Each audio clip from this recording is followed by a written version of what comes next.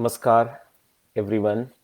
My name is Nilesh, and thank you for joining for this session on Valmiki and Vyasa. So, what I would like to do is share my few thoughts with this specific context in which I came in touch with both uh, Rishi Valmiki and also Rishi Vyasa. It was not necessarily a linear journey, and then make some specific comments about my work in the context of both Ramayana and Mahabharata. All right, so what I will also suggest as I go through this, I will go for 45 minutes plus around that time or so. And maybe after some time, after I get into some of the specific subjects, if you want to ask a specific question or questions, please type those into the comment section here. And my humble request to all of you is to keep the question brief, as crisp and as exact as you can write. Okay, so most cases the background is not required, and if it is required, I will ask for it, and then you may type some additional information. But so be as crisp as you can. It really helps to read it without causing too much distraction. And also, please stick to the subject, which is Valmiki, Vyasa, and therefore naturally their works. Now, by works, I would specifically refer here to Ramayana and Mahabharata. All right.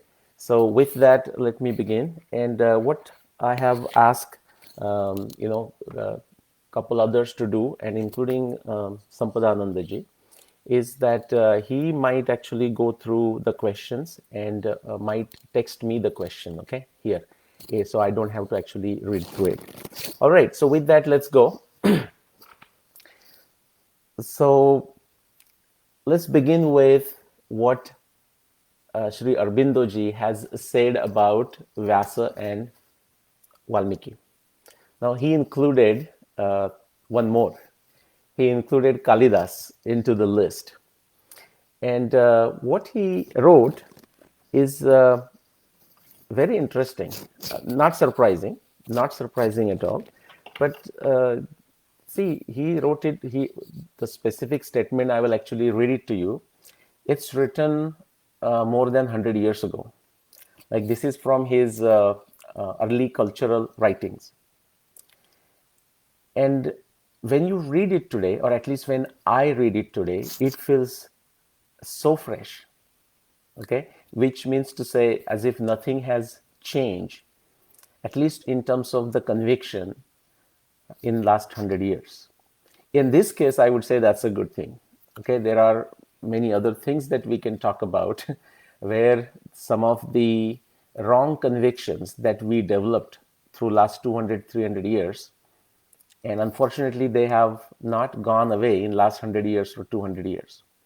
But this specific statement of Sri Aurobindo ji, so in on the Valmiki and Vyasa, or into one of his the first book, the early cultural writings, he writes, Valmiki, Vyasa, and Kalidas are the essence of the history of ancient India. If all else were lost, they would still be its Atma, soul, and they will provide the sufficient cultural history.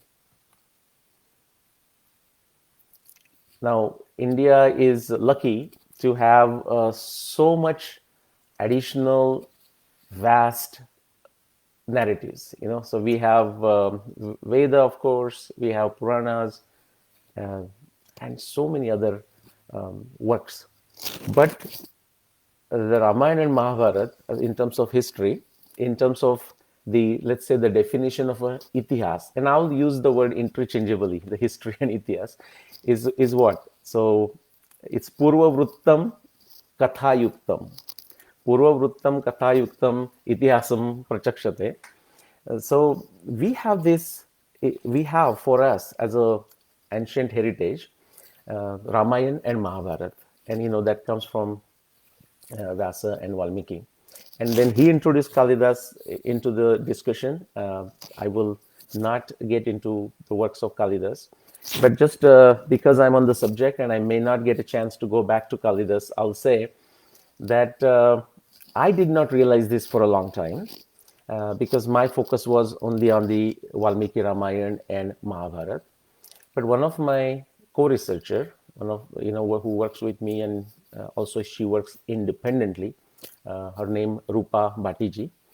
So Rupa Bhati also looking at. She was also looking at the narratives which are related to Mahabharata and Ramayana, and then going into others. And she brought this to my attention. I mean, I had read works of Kalidasa to an extent, but this has not occurred to me. And so I'm going to make a combined statement for these three personalities that Aurobindoji mentioned. So Valmiki, Vyasa, and Kalidas. So he gave it in the context of the cultural history and how their works provide us what we would like to preserve and study and explore. In my studies, what I found for the first two, and then Rupa Bhati brought it to my attention about Kalidas, that they all three, besides what they are, that all of you know, which is the great Kavi. And Kavi also means Jnani, not just Kavi in the limited sense of a poet, but extremely learned person. They all three are great astronomers, amazing astronomers.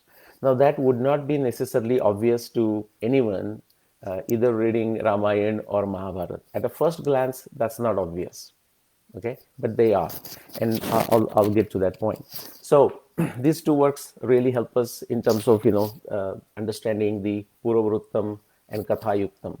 So that we already know. What I will also not do is what Aurobindoji has already written about them. In fact, just in preparing for this presentation, and I have read Aurobindoji many times, at least the certain portions of it, but I said, let me go back to it.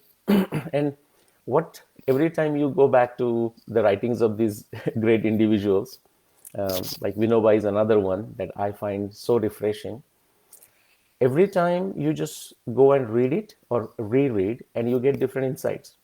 So the smaller insights I would say that I felt this time is that it's written in prose and all that, but you can take every sentence of his as a sutra, and you can meditate on that, and you can explore more. So what I felt through this is the clarity, and that's the definition of a sutra.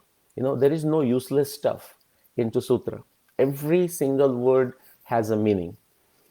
I felt, specifically reading these certain portions, that there is no single statement that should not be there. I mean, it is there for a purpose. And the clarity and crispness that he has related to the work of Ramayana and Mahabharata is something that we all should use that as a starting point. Okay, so I will not go into the poetic aspects of Vyasa and Valmiki. I am very confident there are many other much more learned individuals who can do the job, but I'm going to address two specific questions that Aurobindoji raised in his early writings.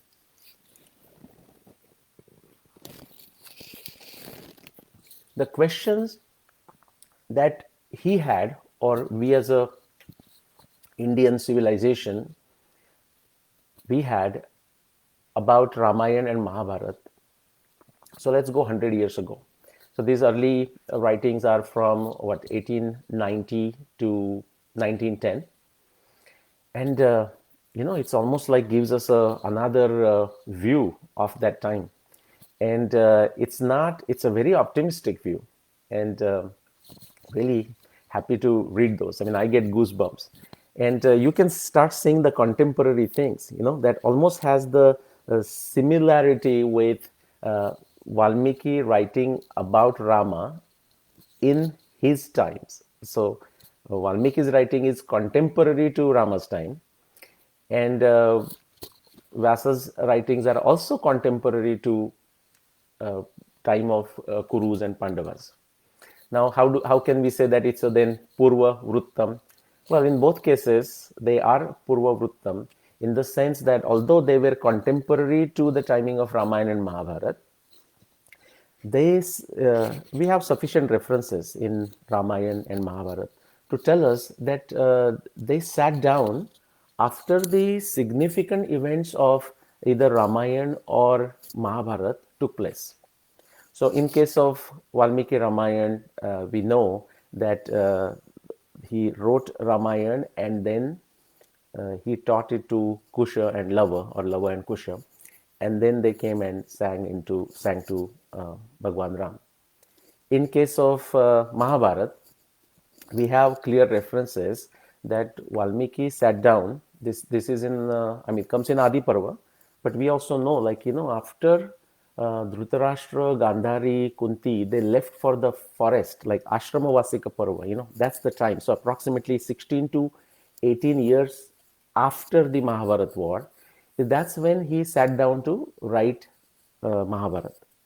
And then it says that it took him, meaning Vyasadeva, approximately 3 years.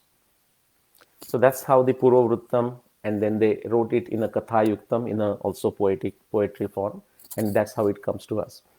Now, the core question that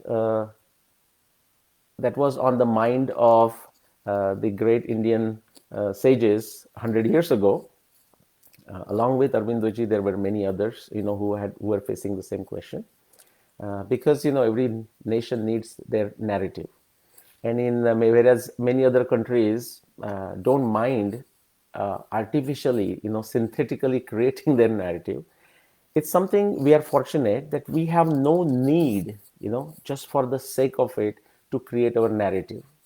I mean, we have it.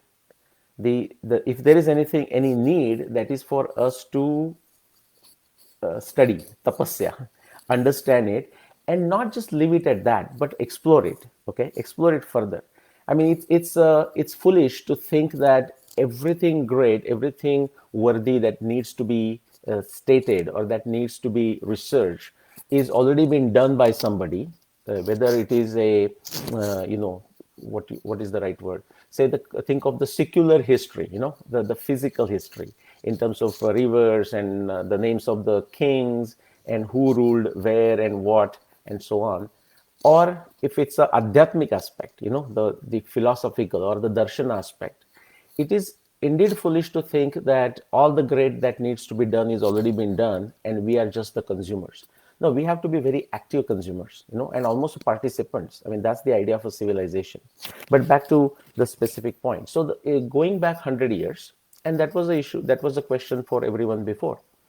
And I would go away from the poetic aspects, but I will come back to poetry. So, for example, everyone knows for Valmiki, Kujantam Rama Rameti Maduram Maduraksharam Arya Kavita Shakha Vande Valmiki Kokilam. So we know that description, more focus, emphasis on the beauty of the poetry and so on. And sometimes very hard stuff, physical stuff can be lost. In case of Vyasa, at least we have a clear description, at least description of his, like Prajvalito Jnanamaya Pradipa. So it's very, very clear what his objective is.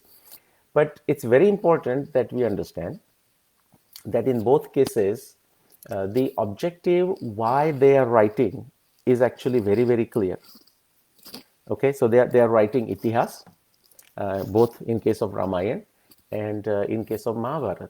Like when Dhritarashtra is feeling sad, and Vyasadeva tells him, don't worry, I mean, this is a Kala Mahima. Everything in due course of time will get destroyed and rejuvenated. But I will ensure that the history of a Kuru dynasty is preserved. So the objective is extremely clear in both cases. In case of Ramayana, the question is asked, who is that person who can be the example of all the virtues, and that's how the Ramayana, the composition of Ramayana began. All right, so getting back to the core, again, bringing you all the way back to 100 years at the timing of Ravindoji. And the question was the Ramayana that we have today, uh, 7 Kanda, okay, so Balakanda all the way to Uttarakanda. And in case of Mahabharata, the 18 Parvas that we have. And there are different ways of classifying these. There are chapters, and I will not go into this. Upa Parvas are there in Mahabharata. So we will stick to 7 Kanda of Valmiki Ramayana and 18 Parva of Mahabharata. The question was that Aurobindo poses, he says, is it possible to know the integrity of this work? Okay, so what would be the timing of it, the dating of its composition, the dating of the events, what might have been added, what might have been removed from it, what could be the interpolations, what we might have lost, and those are the questions that everyone would have. Now he gives the answers. He gives the answers to the best of his ability, whatever knowledge was available at that time. And then, of course, I would again encourage all of you to read early cultural writings and other books also. Now, does that mean we just simply take what, in this case, Aurobindo said, and just go with it? Well, we should study that, analyze it, critique it, and see have we made any progress in our knowledge. And I'm happy to inform you that actually we have. For example, in the case of Valmiki Ramayana, he makes a comment, and he might have made additional comments in his writings that I would have completely missed, and that's possible. But he makes a comment that to him, based on his study, the work Valmiki Ramayana, if one removes the Uttarakanda, is at one single work, work that stands as a cohesive, coherent work with integrity in terms of the interconnections. And the small addition that I will make is actually there is no need to separate out Uttarakanda. Now, I am not saying that there are no interpolations. In fact, for any ancient narrative, any ancient grantha, the interpolation is a common problem. That's not something to be surprised about or something to hide from. So interpolation is just one of the problems. There are problems of transposition, transliteration, transcription errors, and that's how we have the many critical editions, right?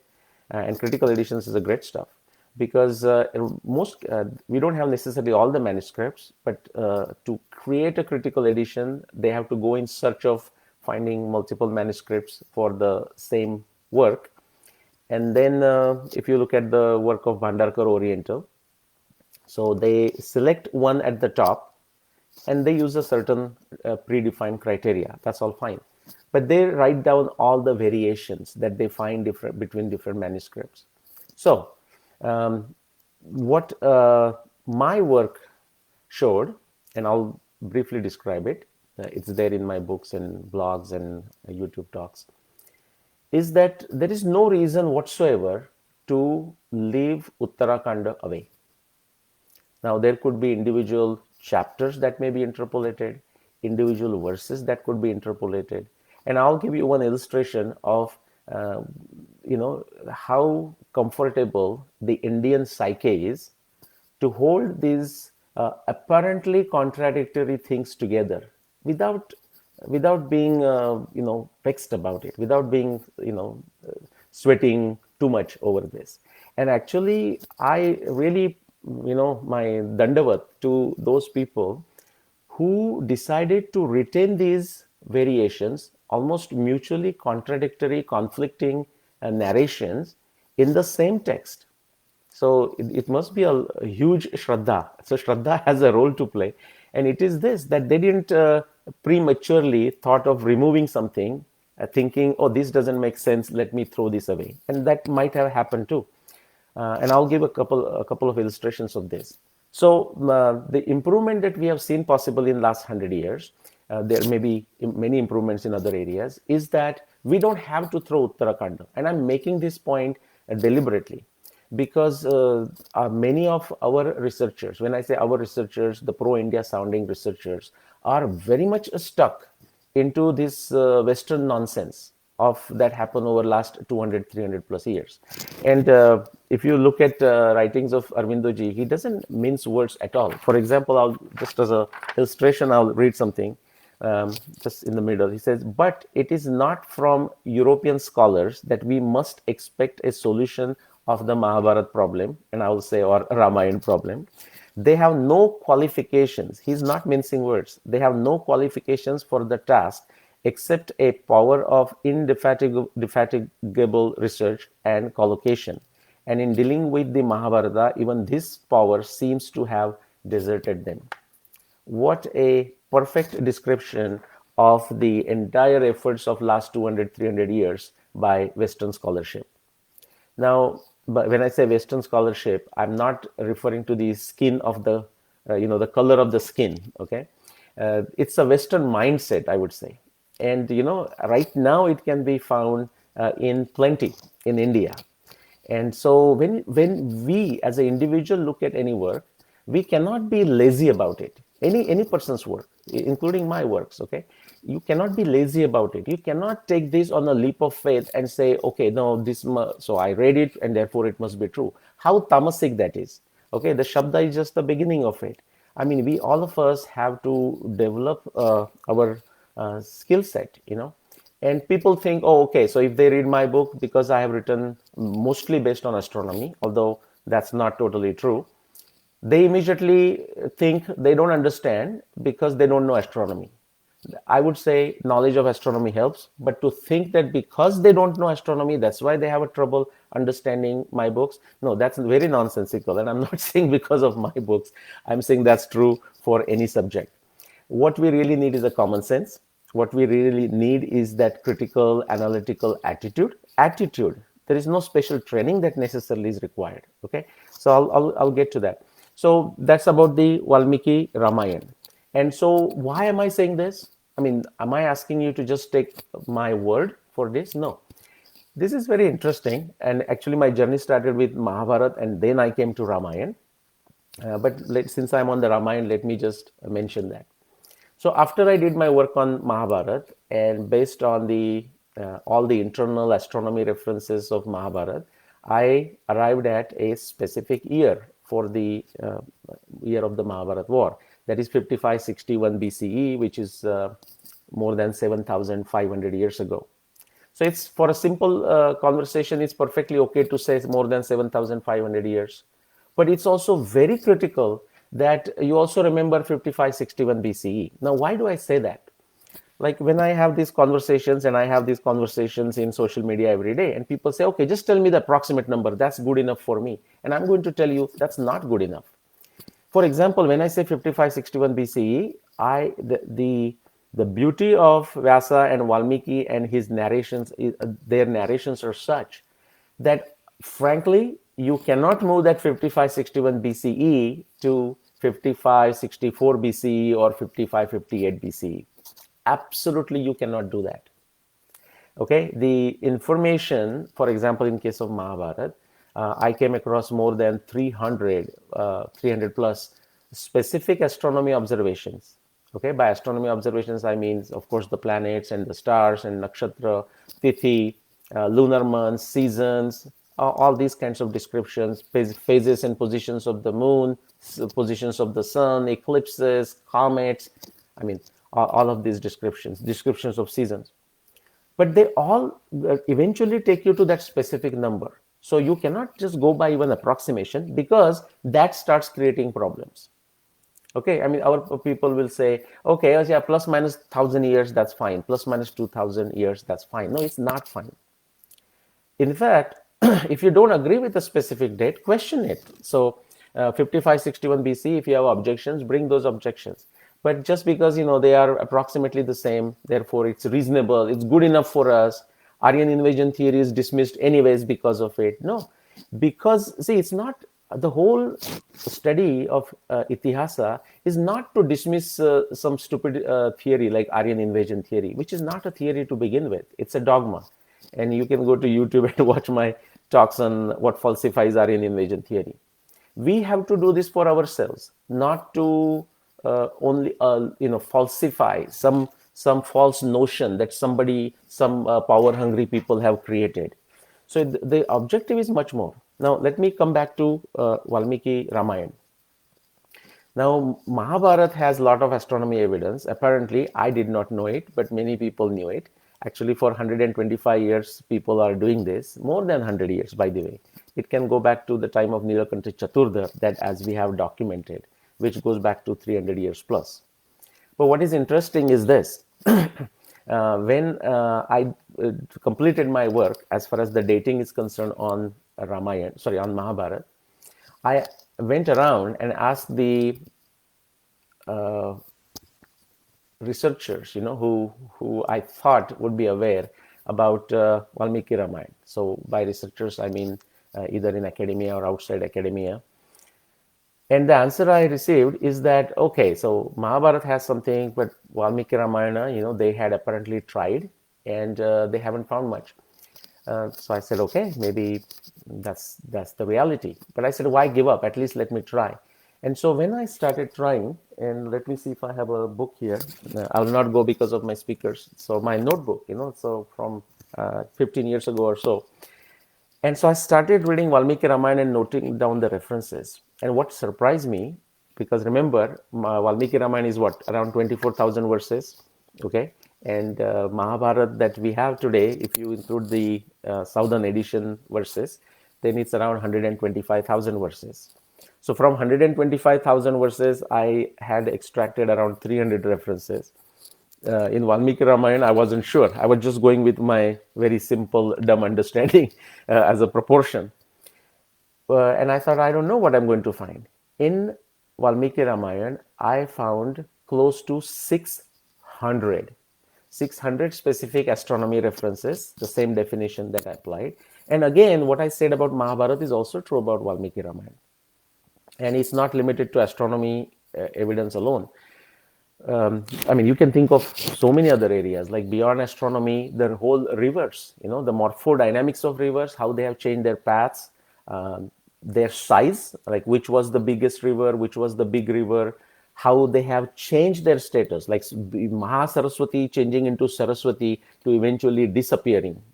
This is from all the way time the Rigvedas to Ramayana to Mahabharata, all the way to what we called Indus Valley, Sindhu Saraswati civilization up to like 4,000 years ago, and to our times. You can actually find that evidence and match it, okay, 1:1 to the descriptions of Mahabharata, to the descriptions of Ramayana. So it's not limited to astronomy. And for this astronomy, 600 or 300, you can also match it together, like solving a word puzzle, the word cross or crossword puzzle, what we call, or jigsaw puzzle, like a Rubik's cube. Imagine, just as a metaphor. So it all comes together in case of Valmiki Ramayana. For like, so the year of Rama Ravana Yuddha, my research showed 12,209 BC. Now I don't want to go into those details. Now I want to bring some of the connections of the integrity of the whole text of Valmiki, but also Vasishtha.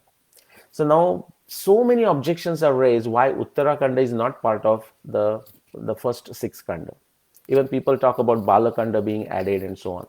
But let me tell you, the Uttarakanda has very specific references, especially to seasons.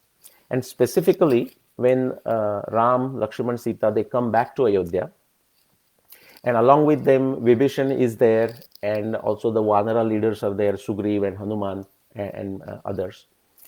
And they lived in Ayodhya for some time. okay, for a significant time, as a matter of fact, almost like a 4 months or so. Actually, that's what we get from Uttarakhand. And the specific seasons that are described and specific months that we can infer, it all tells you that the story of Uttarakhand, in terms of its timing, in terms of its composition, and in terms of its connection with the rest of the six Kanda, is extremely consistent. You cannot even remove one verse out. There is no need to. Why would you, when it's all supporting that particular date? And even if it was conflicting, you should not remove it. You should simply point out that this doesn't match. So just for a simple dating part, and I'll get away from it, is what? So simple to remember, at least for us, and we can use this for next 100 years, which is for all of us, is if you simply remember that Mahabharata more than 7,000 years ago and Ramayana more than 14,000 years ago, and specific years, that's a summary of my work as far as the dating aspect is concerned in Mahabharata and Valmiki and Ramayana. Now the question comes, why does it even matter? Okay, I mean, is it just, okay, so now we know the dates? No, no, no. This matters for all the civilizational aspects of our civilization. So you take Stapatya, you take Ayurveda, you take agriculture, you take domestication of animals, so like a cow and dogs, and you look at the science of astronomy, how ancient it is. Every other science or technology or the cultural aspect, traditional aspects, we need these sheet anchors and their right placement to start making sense of it. And the proof is in the pudding. So actually, when you start putting these anchors here, and then you start studying other civilizational aspects, and there are so many. I mean, every one of us need to be the warrior, the research warrior. It starts, they all starts falling in their places. And sure, there will be some gaps, the blanks would be there. And we should not be in a hurry. We should not be premature about this in terms of like somehow, we cannot see the void and it needs to be filled with some speculation. There is no need for it. It's perfectly all right to leave something blank. We don't know. And there is always a possibility that we will never know anything about it. And so what? I mean, we didn't know exact dates of Mahabharata, Ramayana until a few years ago. I mean, if you go back 100 years, there were very good efforts going back 100 years. For example, the timing that Sri Aurobindo ji wrote some of the lines that I read, and the confidence that he shows in the Hindu researchers of that time, and by that time I'm referring to say 1890s to 1910, these early cultural writings time period, is well placed, at least for that time. Okay, and I don't know what happened in last 100 years. I mean, sure, we had some bright spots, but it's very sad to see, right to our times, very much in our times, so many of our people are very much stuck into these useless justificatory inductive methods of Western Indologists. But let me read one line from Sri Aurobindo ji. So after critiquing the European scholars, then he says, and this is wonderful. He says, it is from Hindu scholarship, renovated and instructed by contact with European, that the attempt must come. And again, he's referring to understanding the core of Mahabharata, the integrity of Mahabharata, integrity of Valmiki Ramayana text. Indian scholars have shown a power of detachment and disinterestedness and a willingness to give up cherished notions under pressure of evidence, which are not common in Europe. Now, remember, Europeans, if you give them a chance, and if we still stick with our dogmatic attitude, okay, and just only go bhakti, which means what? Bhakti is great, but the tamas form of bhakti, which is so prevalent among us, is not the right way. Then Westerners or the European mindset will accuse us. There is no need for it. I mean, we have the truth, right? We have to just put it forward. So he's saying, he's praising Indian researchers, which are not common in Europe, he says. They are not, by they he means Indian, the Hindu scholarship. They are not, as a rule, prone to the Teutonic sin of forming a theory in accordance with their prejudices and then finding facts or manufacturing inferences to support it. Okay, now these are right words. And when I read this some time ago, maybe 15 years ago, and I was thinking, who are these researchers that he might be referring to? And he must be referring to many others. But when I started researching it for my research that I just described, I found some amazing things. For example, just limiting myself to astronomy. So Shankar Balakrishna Dikshit, very much into those times. Okay, so there was a Lele Shastri, another person, and many names that I wouldn't even know. Lokmanya Tilak, everyone knows. And some of the works that they have done doesn't mean everything has to be right. I mean, some of those claims have been falsified now. But for those times, those were the great things. Okay, and that is our other principle, which is what Yaskacharya said it, Sanatano Nitya Nutana. And that's what Arbindoji is saying. If a new evidence comes, we are not, as he says, describes the Hindu scholarships, they are, what is it? They have the power of detachment and disinterestedness and a willingness to give up cherished notions under pressure of evidence. So if evidence comes forward and tells us that it's a time to get rid of certain notions, certain assumptions, certain dogmas that we are holding, we should get rid of them. We may not even know that it was a dogma until evidence comes into the picture. Okay, so I just mentioned a couple of names, those were there. Now, what he is critiquing, for example, is the Western style, which is what? To forming a theory in accordance with the prejudices, what we call a priori. No, they have already decided what the solution is, what the answer is, and now they go about justifying it. Unfortunately, that is something you will find, I find it, I don't know if you find it, prevalent in our current Indian, even pro-Indian scholarship. Okay. And not many people are willing to call spade a spade. Okay. So sometimes that is because the person is in a position of power, the person is well decorated, person may hold important positions, some titles surrounding it. None of this matters, like once you are in a search of a truth, I mean, the definition is clear, right? Samyak jnana, so if you are searching for truth, the tapasya, samyak jnana, and contemplation, meditation, thinking, and looking at the evidence, and that's what matters. Um, Back to Valmiki and Vyasa. What I just described is a one slice of their personality, and the one slice of their personality that comes to us through Ramayana and Mahabharata. Now, how do you slice this? There is no way to say this one kanda or one parva is dedicated to one particular subject. No. My friend Desh Kapoor, he describes it very well. He said, what the information is given to us, this is Purva Vruttam Kathayuktam, is given to us not in a descriptive format, but it is given to us in an immersive format. If when you are reading the katha, the story, you will get so immersed into it that you will forget that all these descriptions, all this valuable information is there as a part of the epics. I mean, that happens.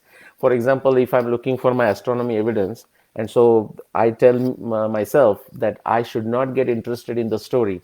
All I'm looking for is the words, specific words, and any astronomy, any inkling for astronomy evidence, astronomy description. And time and time again, what would happen is I get immersed so much into the story that I will forget why I am reading it. And therefore, actually, I missed every time I miss some of the observations. And then somebody else has to bring it to my attention. For example, very recently, number of you would know that a wonderful writer, Sai Swarupa Ayarji. And so she took this exercise, and I'm sure it will come to us in form of some books. She took the analysis of 18 days of the Mahabharata war. And I suggested to her if she would be kind enough to note down anything that has a flavor of astronomy that she comes across. And if she can just let me know. And she was kind enough to do that. So what was happening? In spite of the fact I have read Mahabharata purely with astronomy evidence in mind 30 plus times, I still had missed a lot. I mean, it's not a lot. So maybe, so I had found 300 plus. She helped me find additional, say, 10 observations, which I had completely missed. And I'm very happy to tell you that if you look at those, whatever additional observations she found, they all match for that 5561 BCE. So my suggestion to you would be, if you read Valmiki Ramayana, if you read Mahabharata, and if you come across any additional astronomy evidence, bring it to my notice. But I said additional astronomy evidence, which means to know what is additional, you must be familiar with my works if you choose to do that. Why do I say that? Because please, please, please don't immediately get into Valmiki Ramayana or Mahabharata and you find the first astronomy evidence. Don't start sending it to me. More than likely, I already know it. Okay, so I gave you the number. So don't be in a hurry. With that, what I want to do is I want to stop. I don't know if you have posted any questions. I'm going to go down there and I will ask Sampadji to go through that list and see if he sees any questions, and he might and then what I will ask him to do is send it to me on this side note here. In the meantime, if you think of a question, you may write down your question. And I just started with my subject or whatever I had on my mind. I mean, there was no any specific preparation per se, I would say. I'll give you a couple more stories interested, related to my research and some of the additional tools, additional pramanas that we may use. Now, we have to be very careful how we use those pramanas. So I have a couple of stories related to that. But let me go down something else. So I just jumped into my discussion, and so I want to take this time to thank Sampadanandaji, and to make this, to invite me. And I'm honored, I'm humbled, and I hope that those who are listening found something useful into this. These were kind of a random talk, and that's how most of my talks are. In fact, my wife always, chastises me, saying, stick to the topic, and he says, you digress and don't say about the subject itself. Couple of points that I stopped when I was telling you about Desh Kapoor's description. So what we mean by the descriptions, the knowledge, deep content is immersive and not descriptive. See, if we read latest history books, it will be like what? In 1947, something happened. In 1972, something happened. You don't see that either in Ramayana or Mahabharata, but you see something that is a lot better. Okay, if you see 1947 and if you have lost the reference to what this 1947 refers to, just like we have these other Shalivan Shaka, Vikram Shaka, and there are these many other claimed, at least the Yudhishthir Shaka and whatnot, it can be very confusing as to what was the starting point, because the starting point is a historical point which could be lost. Now, both Ramayana and Mahabharata are Itihasa, but both of them, which is greatness of Vyasa but also Valmiki, they chose to use the markers in such a way that, another 10,000 years from now, and if you go back to Valmiki Ramayana or Mahabharata, it will still take you to 5561 BC or 12,209 BCE, okay, with all the available evidence. And in fact, as the additional evidence comes up, that's the beauty, right? There should be some predictions, and any new evidence should also be tested.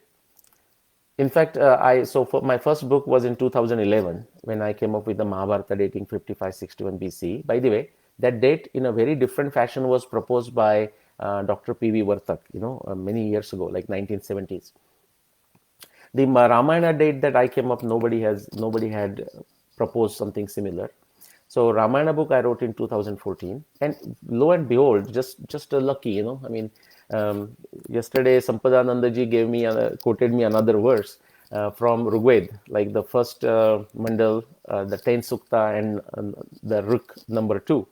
It's like, you focus on something, you climb that peak, like just the metaphor of a mountains, let's say mountain peaks, and then you think, oh, I achieved it, and no, not really.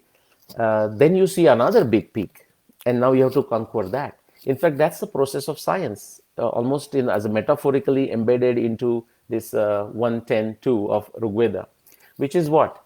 A revolutionary theory, a revolutionary claim doesn't solve all the problems. In fact, it leads to many more newer problems of higher complexity, which means we have to start the journey again.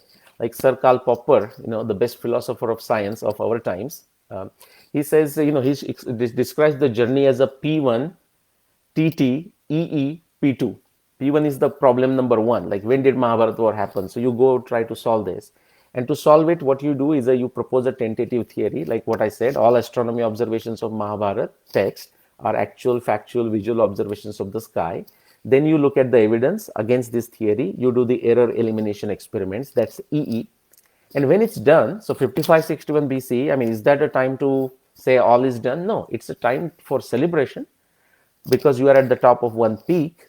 But now you see peaks are much higher, which is the newer problems of higher complexity. And that's a wonderful journey that we have. Okay, so that's one. The second one, so immersive is given in such a fashion that even if we lost the other very subjective historical references, still that knowledge of the timing, in my case I'm saying timing, but knowledge of other aspects of culture and everything is embedded in it. Quickly, one more point, and then I'm going to get to this question of Dr. Vikramji.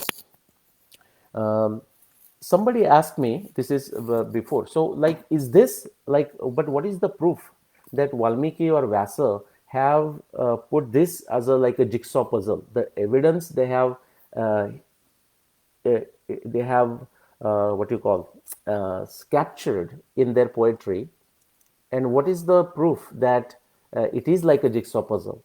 Well, at least in case of Mahabharata, we have a proof. If you remember the story of, and you can take this as a metaphor, that's perfectly fine. You can take it literally, that's also okay, it's up to you. But Vasudev sitting to write Mahabharata, and then he needed a good lekhanik, and so he invites Ganesh. Ganesh shows up there, and there is a discussion between them, so conditions and counter conditions, they are negotiating. So Ganesh says, I will do it if you assure me that I don't have to wait for your dictation. And Vyasudev in return says, well, that's fine, but you must comprehend what I am saying before you put pen to the paper. Okay. And then how this whole Mahabharata Grantha has been prepared. Well, it says, the Mahabharata itself says, and that's another beauty of Ramayana Mahabharata, but that's true for most of our ancient Indian narratives. I'll come to that. But the book, the description says, Grantham Granthi Tada Chakre Munir Gudam Kutuhalat. And in this form, the whole Grantha was ready. Like what? Grantham Granthi Tada Chakre Munir Gudam Kutuhalat. It is full of curiosities. It is full of mysteries. Okay. And Grantham Granthi, it is created with a twist. And the benefit of this twist is that there is a very unique combination. If someone knows how to decipher that combination, it will take you to a very specific spot. Just like our number lock, there is a very certain combination. You must get to that combination to open the lock. It's the same thing that I found in my dating efforts for Valmiki Ramayana, but also for Mahabharata. And there is one more point. Let me see if I get a time, but let me get to the question first. So the question that coming from Dr. Vikramji is, what do you think about the stories of Sita Nirvasana and Shambhukavada, etc.? Okay, this is very great question. Thank you. And you know what? We are somebody, and that could be the Western scholarship with a devious agenda, or our own inbred, internal Indian leftist communist scholarship. I don't know who it is, but someone in whenever that was came up with this whole Shambhuka nonsense, right? So, for example, that story exists there. So be it. There are so many things in both of our narratives, I mean, in Ramayana and Mahabharata, that we will not make a sense out of it. Why just Shambhuk? I mean, there is a complaint, what do you call, criticism made of one chaupai of Santa Tulsidas ji, right? Doro Pashunari and so on. I mean, we have to, each one of us has to become a student of this, start studying. Krishna's word from Bhagavad Gita. Jokingly, I use it. I use it with my wife also. It's a humorous sense, So what you says, Vaishya Shudra, Stri, and so it is in the context that it is used. Okay, and so if we take it out of a context, it will not work. This particular story, from Uttarakhanda, I refuse to actually even read it. And what I mean is, I have read it, but there will be things of this kind. They are perfectly fine. For example, we don't know whether it's an interpolation or not. And how do we decide? By the way, I didn't get to address that point. How do we decide what is something as an interpolation or not? By definition, interpolation is what? Interpolation is something rare, something scanty. Okay, so it cannot be the core of that text. If it is, then the definition of interpolation falls off. Like, we can say the whole thing is interpolation. So how do we define what is interpolation? So to do that, we need first to define what Arvindoji is asking, the core of it. And there are many ways to approach that problem. That is not the problem even I was approaching. In fact, I would say it's a beautiful byproduct of my work, the dating work, that I can assert meaning I have a tons of evidence to back it up, is that all the 7 kandas of Ramayana are full of integrity. It's a one single core. I can say that for the all 18 parvas of a Mahabharata. All the astronomy evidence that I told you, in case of Ramayana, it goes into all 7 kanda. In case of Mahabharata, right from Adi Parva, all the way, So go through the Sabha Parva, Vana Parva, Virata Parva, what is that? Udyoga Parva, Bhishma, and then now the war begins. So Bhishma, Drona, Karna, Shalya, Sautik, Stri, Shanti, Anushasan, Ashwamedhik, Ashramavasik, Mausala Parva. Literally out of the 18 Parvas, the 16 Parvas, right from the Adi Parva to Mausal Parva, and the last 2 are very, very short, as you know, the Swargarohan Parva and Mahaprasthanik Parva. These are very, very short. There is not much astronomy evidence there, but the other 16, it also forms a single core, no exception. So it was a byproduct of my work that these are all consistent. But back to the Shambhuk story. So you know what? Those people who are interested, I would encourage them to read the Shambhuk story. Even after, I'm not going to go into it. Even after reading, I didn't find any problematic with that. Absolutely not. And you must be wondering, how come this guy did not find a problem? Well, if you truly want to find the problem, start reading Ramayana and start reading Mahabharata, especially both of them, but Mahabharata. There are many other very interesting problems to solve, and not this one. For example, we have many kathas of Vishwamitra. There are many Vishwamitras. There is not one Vishwamitra. There is not many Valmiki, and I'm being very careful. As far as there are many Valmikis. As far as the Valmiki who wrote Ramayana, we are not confused about many Valmikis. But if you read Mahabharata, you also see Valmiki there. Vasishtha is there in both places. There are multiple Vasishtha. If you read carefully, in Ramayana, you realize that multiple Vishwamitra. Same thing in Mahabharata. When we hear, sometimes these are, that will be another subject, so I'll not go there. The point is, the problem that we are trying to solve, it should be Bhamati, in the Bhamati, Vachaspati Mishra describes, it has to have a Saprayojan and Sandigdha. So if we solve that problem, what is the outcome? What is the benefit? And has that problem truly came out of a genuine study, and therefore now it's a genuine doubt? If these two criteria, they don't match for that problem, at least I am not interested in solving that problem. It's a waste of time. Because there is other thread that has started on one of my research group about Bhishma's Bhishmavad and use of Shikhandi. And someone is asking something, hey, why this happened and why they waited and so long. And I'm saying those are all good questions.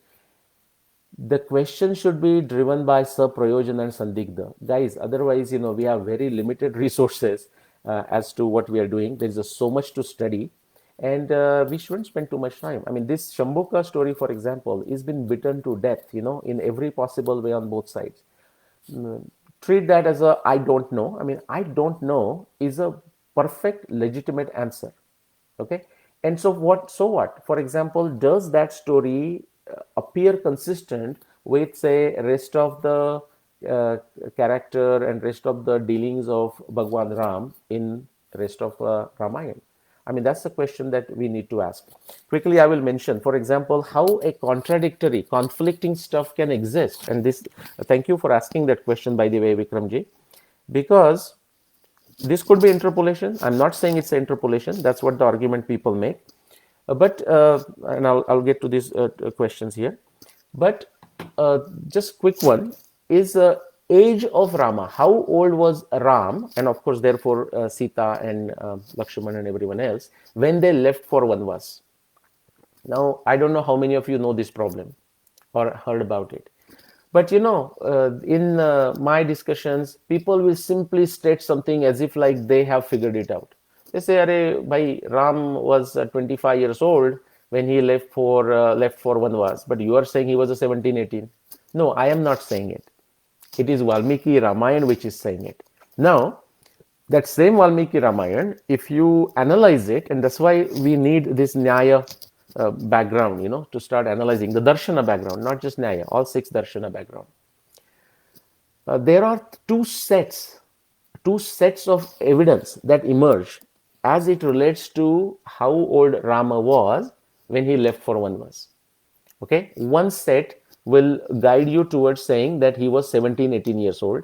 Another set will claim, I mean, the evidence leads you to the conclusion, inference, that he was 25 years old, and therefore correspondingly Sita's age and whatnot. Now, what do we do?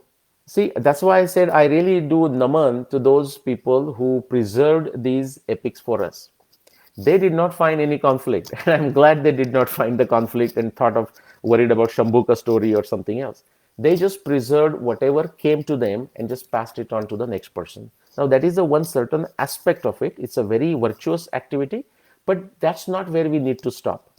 Now, if you look at these two claims, and with those two claims in mind, without any prejudice, without any a priori assumption, you start reading Valmiki Ramayana, you will find that the the evidence that goes to this claim that Rama was 17, 18 years old when he left for Vanvas just pops up like butter, when you are churning the buttermilk. It just pops up. All the other evidence will support that. Okay, and I have written a blog on my blog, on the WordPress blog. I have 500 plus different blog articles there, but this one says age of Rama, and if you are interested, you read that. So I'm glad that they kept these some of the conflicting references, and you will find that into Mahabharata also. And how do we deal with this? One thing is, of course, you can research to see if they are interpolations, but I will also, or transcription error, transliteration errors, these are all possible, but don't immediately jump to that conclusion. There is no need to it.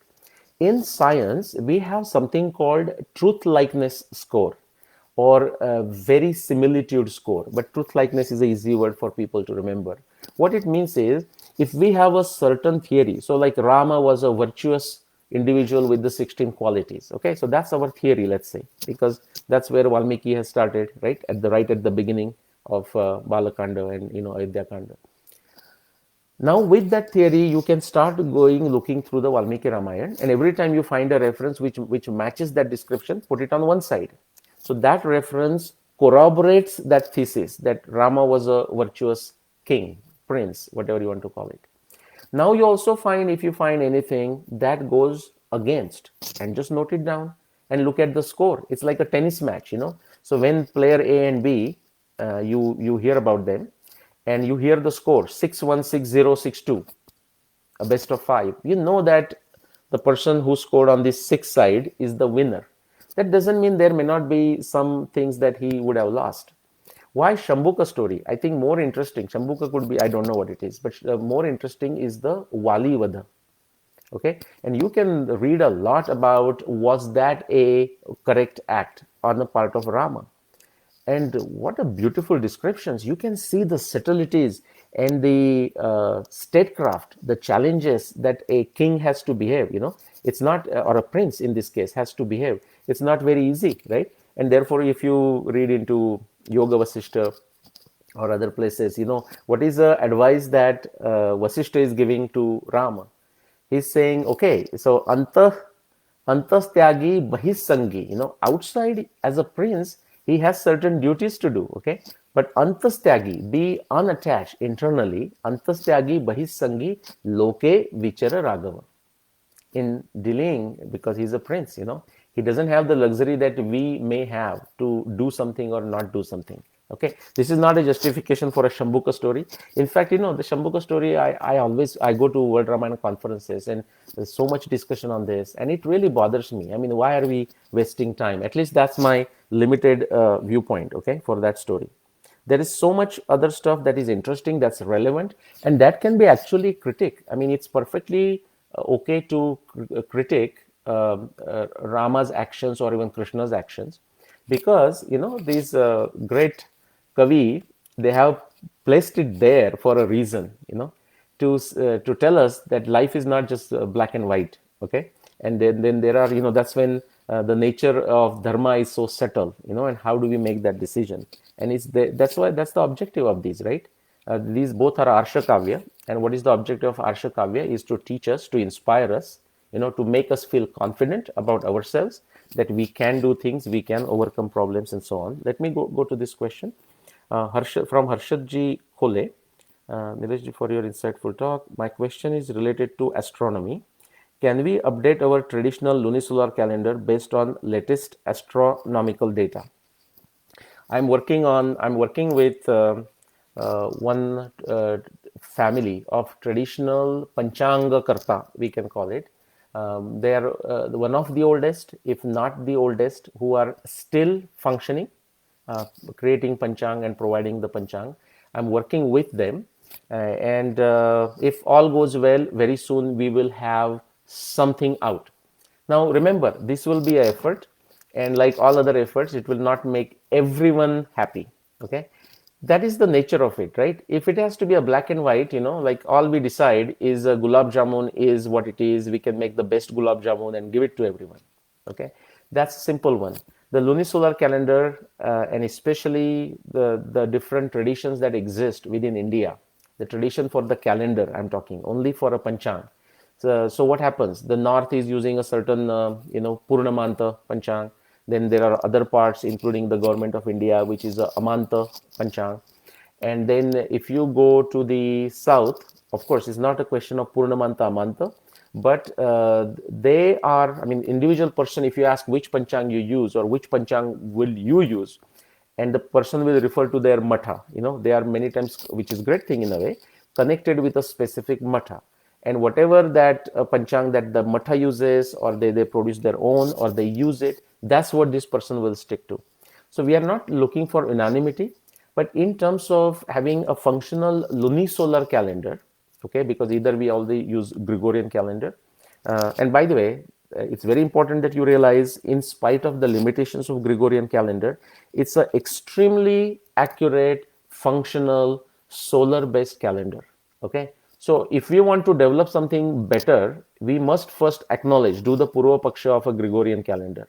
But what I find in social media or even conferences is so much emotion and tamas when it comes to calendar. Okay, as soon as you ask someone to put some efforts, these people just disappear and run away. But just to answer your question, Harshadji, I'm working with 100 plus years, a family that who is very much into Panchanga, and many other Panchanga Karta refer to these Panchanga Karta for accuracy and whatnot. And if all goes well, we will have something that will be definitely a step up from what exists today. That will not be the last word. In fact, there will be no last word. The astronomy is such that you wait for 72 years, that is when the position of the equinox or the solstice moves through 1 degree. And now the question is this time to change the reference point? So, there will be no perfect calendar, but what we need to get to is at least, get close to it. The excellence may not be there, but get to perfection, or perfection may not be there, get close to excellence. Longer answer. And based on our latest astronomical data, frankly, we don't need a latest astronomical data. We are glad we have it. Surya Siddhanta is so accurate, it will, if you start studying Surya Siddhanta, it will boggle your mind. And I have shown, and my co-researcher Rupa Bhattiji, we have, looked at multiple updates to Surya Siddhanta, including another great researcher, Dr. Anil Narayanan. There are, what we have together cumulatively identified is like 5, 6, 7, 8 different specific updates to Surya Siddhanta. And just based on that, we can say that Surya Siddhanta is definitely older than 17,500 years. And that is just the updates. So the earliest update that we could detect was 17,500 years ago. So for something for something to need an update, it must be functional for another easily 10,000, 15,000, possibly 25,000 years before that. That is the cycle of the precession. Anyways, I went on a digression, but you asked the question, and I just wanted to let you know the what is happening, but also the complexity of it. Next question, and we'll go for another, Sampadananji, let me know if that's okay. We'll go for another 15 minutes or so, or I can stop earlier, by the way. So you can send me a message here, after this question, I'll look at that. So Sita Lakshmi Raoji, sir, I have this book published by Mythic Society, The Date of Mahabharata Based on Astronomical Data, a collection of essays by scholars. Is this a good book to start understanding this subject? Okay, you are Sita Lakshmi ji, you are asking a tricky question. Well, no, not a tricky question. You can read that book to understand what those claims are. I know exactly which book you are referring to. I'll not go into the details. Yes, but then if you are truly interested in this, I would ask you to definitely start with watching some of my YouTube videos on the dating of Ramayana Mahabharata. And then if you are into reading, and we all need to be into reading, then consider reading my 3 books. They are both all 3 are on the dating. 2 are on the dating of Mahabharata. 1 is on the dating of Ramayana. And read anything that you find on the dating. When it comes to Mahabharata, there are more than 130 different claims for the year of Mahabharata war. I don't know how far you have read, so if you have no basis whatsoever, then it's going to be a long, interesting journey. It doesn't have to be long, but it depends on individual psyche.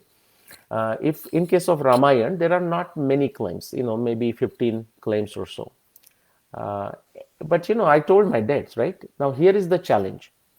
So you listen to my lecture, and now you feel like, okay, this guy appears honest, appears, and so let's trust his dates. No, that's the problem. Whether I'm honest or not doesn't matter. The proof is in the pudding. What I want you to do is to go to that, read my books, or wherever you can read on the blogs or talks. Do your own analysis. And again, I will tell you that knowledge of astronomy is useful, but it's not a must. In fact, but we must have a knowledge of a common sense. We must know how to logic. Logic is very important. What the evidence is telling, the exact data, how we turn that data into information, how we turn that into knowledge, how we turn that into inference, how we turn that into wisdom. Okay, now that's something we do in everyday life. Okay, if somebody gives you a note and says, here is a $1 million or million rupees note, you don't say, oh, thank you very much. No, you immediately, your samshaya, the samshaya of a mind, samshaya of a buddhi, that antenna goes up, and you say, $1 million note. We have to use that same common sense when somebody makes a claim, whether it's my claim or somebody else's claim. Ask them, what is the basis, what is the framework, what linga, alinga, if you read Upanishad or if you go to darshanas, you see these words. There has to be a framework in which they are interpreting that. Read writings of Aurobindoji, he talks about that, there has to be a framework, and the framework should be defined.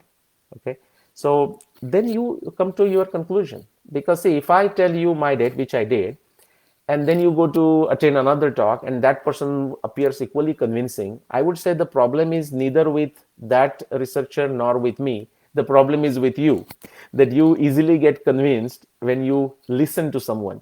And sometimes the challenge is because we just listen and we think that's the end of it. No, that is not the end of it. The Shabda is an amazing thing, but it's the beginning. The Padadnyan is a beginning of a journey, at least in the Nyaya Darshana. Padadnyan, Pratyaksha, Anumana, Upamana, Shabda, Pramanani.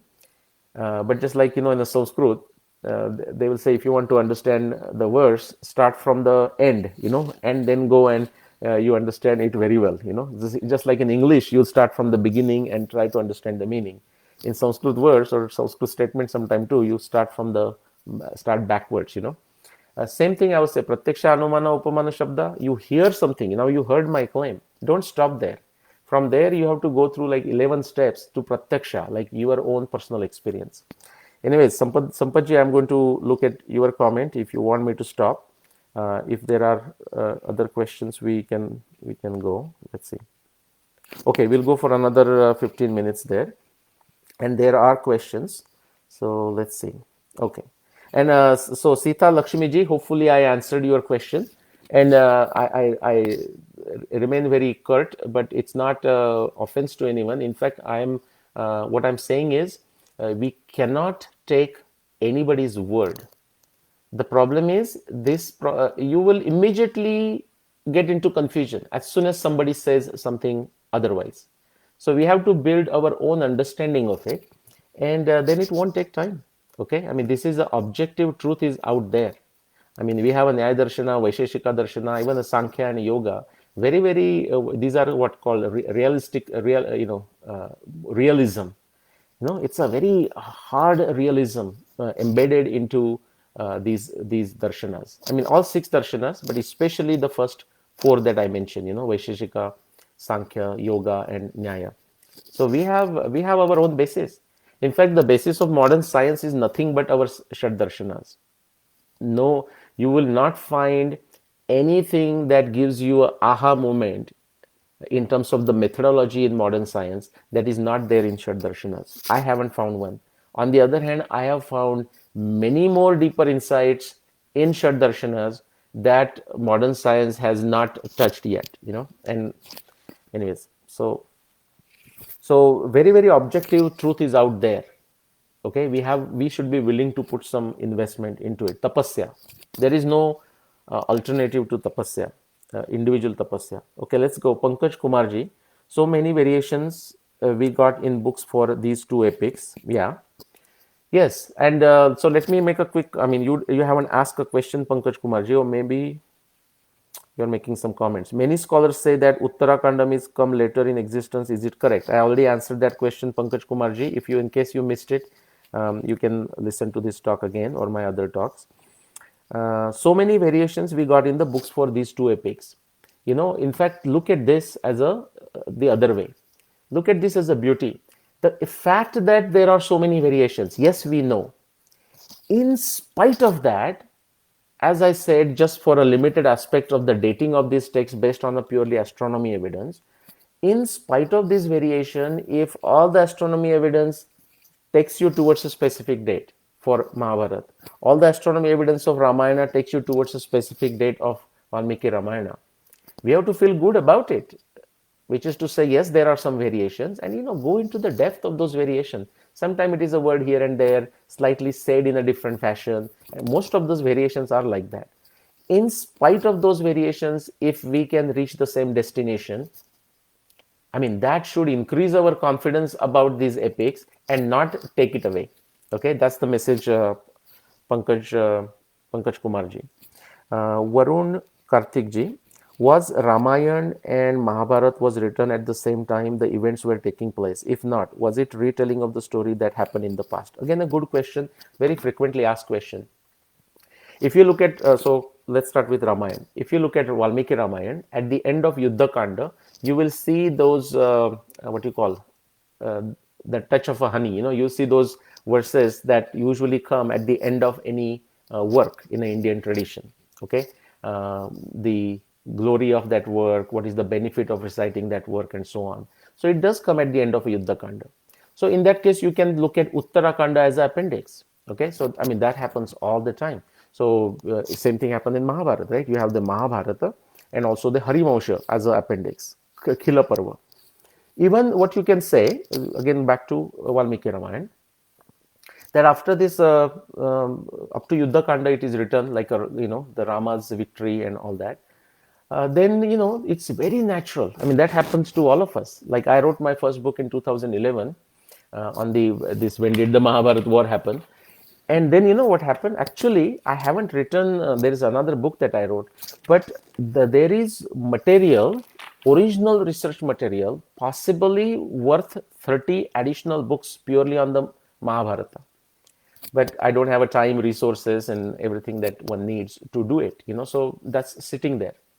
So similarly, when Valmiki ji would have written Ramayana, that he couldn't put it there, and that's a restriction, guys. I mean, in this case, I don't know what was his restriction, but my restriction, I put it is like 300 pages, and people struggle to read 300 pages.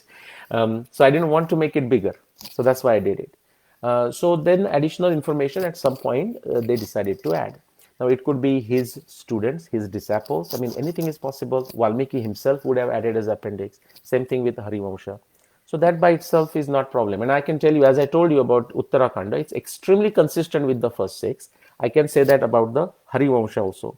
Now Harivamsha was written in a bit of a Puranic fashion. So there are some Purana elements have come there. I will not go into today's discussion. We don't have a time. But even then, Harivamsha also has astronomy references which perfectly go in alignment with Mahabharata references. How amazing. Okay. And that actually helped me decide the year for Krishna's birth, 5626 BC. I'm saying it right, yeah, 5626 BCE for Krishna's birth, based on the Harivamsha astronomy references. I have not even published that work, and I did this 10 years ago, more than 10 years ago, and I haven't had a chance to publish it. Okay, let's see. Was it the retelling of a story that happened in the past? Now, quickly, second point, Varunji, of the Mahabharata. So Vyasa wrote it. I didn't get a chance to address that issue. That's another absolutely nonsensical stuff that has been circulated within the pro-India community also, is that Mahabharata originally was 8,800 verses, and Sri Aurobindo ji has critiqued it like you won't imagine. So read the original, and he has critiqued it absolutely well. But you will find even the pro-India researchers in our time still sticking to that dogma of this nonsense of 8,800 verses was a Jaya, then it expanded to 24,000 as a Bharata, and then it expanded to 100,000 verses as a Mahabharata. There is absolutely no evidence in support of that. And if you have heard of Hitchens razor, like Christopher Hitchens razor, that is, something that is claimed without evidence can be dismissed without evidence. Don't waste another minute on this. But back to your point of were there additional retelling? Of course, there was. Okay, so I mean, we know in Valmiki Ramayana that Valmiki taught to Kushalava and they recited it, right? We just know that. And of course, there are many other people reciting it afterwards. In case of Mahabharata, right in the Mahabharata that we have evidence for 4 to 5 different recensions. So Vyasa wrote it. Then Vaishampayan, we have evidence that Vaishampayan removed the Upakhyan and created a Bharata Samhita of 24,000 verses. So in fact, it is started with a 1,100,000. Then for some reason, it was a short book was created, which is very normal, 24,000 verses. And 8,800 is a very different reference. I'm surprised. The Western scholars might just do this as a deliberate nonsense. What is our excuse? What is the excuse of so-called pro-India researchers to not understand this nonsense and come out in the open and admit their mistakes? To this day, they are not doing it. When I point it out, they just disappear. Nyaya Darshana uses the word ananubhashanam, silence, or vikshepa, like going away from the debate, going away from responding to it, and it considers as a ground for defeat. Okay, but I digress. So yes, in Mahabharata we have this, so Vyasa doing it, then Vyasa teaching his 5 disciples, Vaishampayan reciting it to Janmejaya during the Sarpasatra. Romaharshana, or Lomaharshana Sauti is there in the audience to listen to it. Then he goes to Naimisharanya. Naimisharanya sages request him to recite it again. And the Mahabharata that comes to us has a Sauti Uvacha in it, which means then someone was documenting that narration. So we already have a 4 or 5 different narrations. in spite of those 4 and 5 narrations, now they are contemporary, maybe around 100, 150 years, 200 years time frame that these things happen. The whole evidence is again consistent, okay, and it points to that specific time frame. Okay, so 5 minutes. Let me quickly see what else is there. All right. Okay, so Sita Lakshmi Rao just asks, Sir, Uttarayana Punya Kal, has it shifted over many thousand years? Okay, now I will Uttarayana Punya Kal. Okay, I know what you are asking me. Sorry, I confused that with the Uttarakanda for a second. Uttarayana, by definition, means the when the sun, it's a annual course, is going all the way to the south, and then of course all the way to the north. So going extremely all the way to the south, and now it turns back. Okay, now the Uttarayan begin. Okay, so the winter solstice in modern astronomy, what we call. Yes, winter solstice. If you want to know the exact winter solstice, Gregorian calendar, 21st, 22nd December is the time. What we celebrate as a Makar Sankranti, 14th January, or now that's slowly shifting to 15th January. I don't have a time to go into those details. That's not a correct Uttarayan in the sense of if you're truly looking for the sun's turning to north in our times. As a cultural celebration, if we want to continue with that Makar Sankranti, I don't see any problem whatsoever. As long as we understand its intent, as long as we understand the logic behind it. Okay, so I'm not an expert in a muhurta type of person, or how the cultural celebrations should be done. So as a cultural celebration, it's a great thing. In fact, because that cultural celebration exists, we know that the celebration of a Uttarayan on that 14th January equivalent, that pratha, or that the tradition must have started about 1800 years ago. Okay, and that's how actually the same kind of evidence, when it gets captured into the epics, that's what helps us date some of these things, like in case of Mahabharata or Ramayana. Okay, so for a celebration, I will not comment, but in terms of accuracy, if you want to truly know when the Uttarayan begins in our times, it's 21st, 22nd December, okay, and not 14th or 15th January. Okay, quickly, say Chetan Sarafji, as a corollary, can we go to the time of Utpatti by studying Vishnu Puran? Okay, so anytime you ask a question, remember Saprayojana and Sandigdha. So, Sarabji, if you feel that that's a potent problem, and if you think that it's worth trying, see, when you start this, when I started my journey on the dating of Mahabharata Ramayana, there was no guarantee of success whatsoever. In fact, one particular verse from Mahabharata, one from Bhishma Parva, is how I started. And I spent 15 years, 1-5, from 1995 to 2009, just on researching on this one verse. But it acted, fortunately, there is no guarantee of success. It acted like a key code, the password. Because when I figured out this Arundhati Vasishtha demystification, all the data started falling like a jigsaw puzzle. Okay, now everyone may not be lucky. I mean, there is no guarantee of success. So if you feel strongly about it, I would say, I don't know the answer, if it will help or not, if you will succeed or not, but you have to do it. There is no point giving that suggestion to someone, because the other person may not feel passionate as you feel passionate about Utpatti and starting from a Vishnu Puran. I felt passionate about that one verse, and I was willing to give my 15 years. So ask the question, if you are ready for that tapasya, then go ahead, do it, and other people may join you. But please don't give that as a suggestion to someone else. I mean, that doesn't help. I consider that very tamasic, by the way. I mean, just giving a suggestion to others to work on. I'm not saying, Chetanji, you did that. But if that was the intention, Nileshji, can you work on this? The answer is no. Okay. Okay. Quickly, 2 minutes. But in History of Sanskrit Literature by Vachaspati Garola, it is told that some scholars say that Mahabharata is composed first. He gave some examples too. Okay, I don't know what the argument is for of that person, whoever it is, that Mahabharata was composed first and so on. I would say, I mean, if you so Pankaj Kumarji, you are saying it now. I will ask you: have you read that work? And are you convinced of it? Now, you don't have to be 100% convinced, but are you convinced of it, of some evidence that whoever this person is presented? If it is, I will encourage you to go further. I will tell you my take on it without even knowing that person's theory. I don't know what is meant by composition and whatnot, or the what timing he's talking. I can tell you that based on the internal complete evidence of Ramayana, it happened 14,000, approximately 14,000 years ago, or precisely 12,209 BCE as the year of Ram Ravan Yuddha. In case of Mahabharata, 5561 BC, more than 7,500 years ago, based on internal evidence of Mahabharata.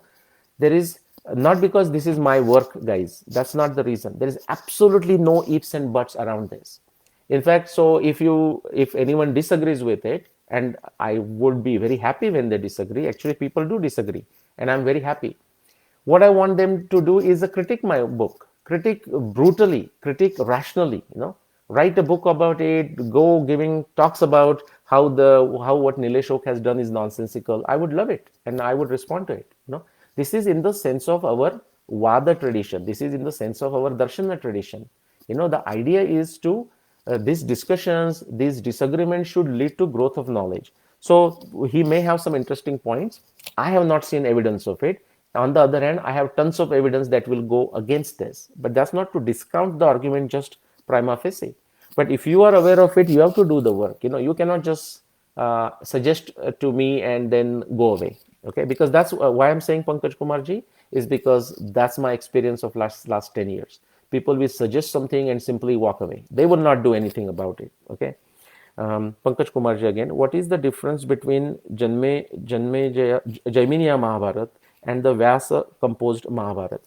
Jaiminiya Mahabharat appears to be a small section that is at least preserved for us. It may be longer, and it's mostly focused on the Ashwamedha.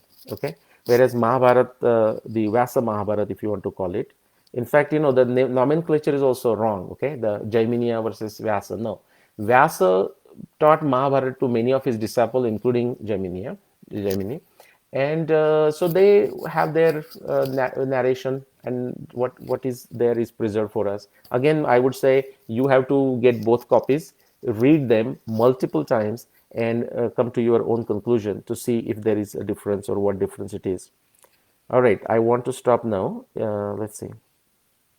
Okay, I think we are good. Alrighty, so I went 2 minutes over, so my apologies, Sampatji. Thank you for all the wonderful questions. And usually I find the question answer period the best part instead of my monologue and babbling for the early part. So hopefully you enjoyed it. And with that, I am going to stop here. Again, I want to thank Sampadanandaji for giving me this opportunity to give this presentation on Valmiki and Vyasa. And again, just all we discussed is a small aspect of it, a slice of it. And just I will conclude on this note. So what happens is if you want to study another aspect of Vyasa, Valmiki, or Mahabharata or Ramayana, you cannot do that in isolation. Again, you will be forced to read the whole text. I think that's the beauty that they have done. You cannot take a shortcut. And the way they have created these works, you cannot take the shortcut. In a statistical language, I don't know how many of you have a statistics background, but you get one data point and you may think this is just only one piece of information.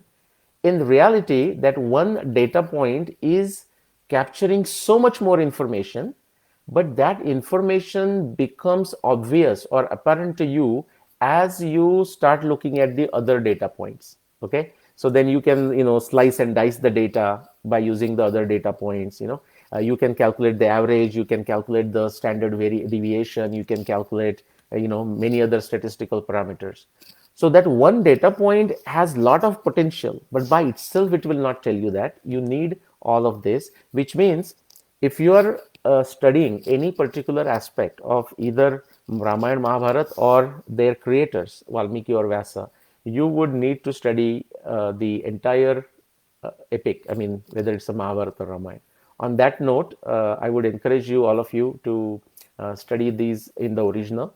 I would like to thank you, all of you, for joining and taking a precious time of yours to listen to me. Again, thank you. Om Shanti. And with that, I will end the video.